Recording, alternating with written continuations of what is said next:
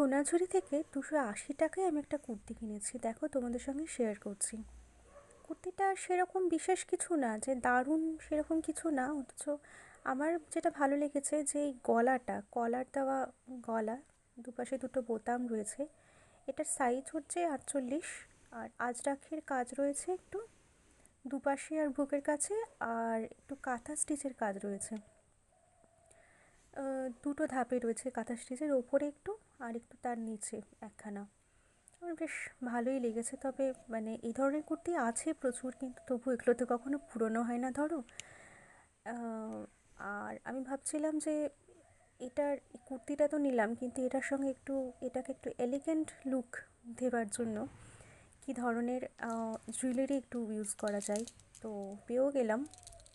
এই দেখো, এটা কাঠের পুঁথি আর কড়ি দিয়ে একটা তৈরি, আর তার সঙ্গে দুটো কানের আমি অন্য ভাবে কিনেছি, মানে এটার সঙ্গে নয় আর কি।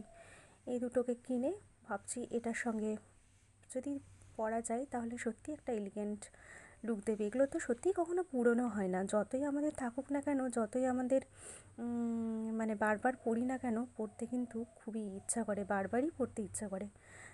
এটা আমি শান্তিনিকেতন সোনাঝুরি থেকে কেনা। তোমরা বলো কেমন হয়েছে, ঠিক আছে?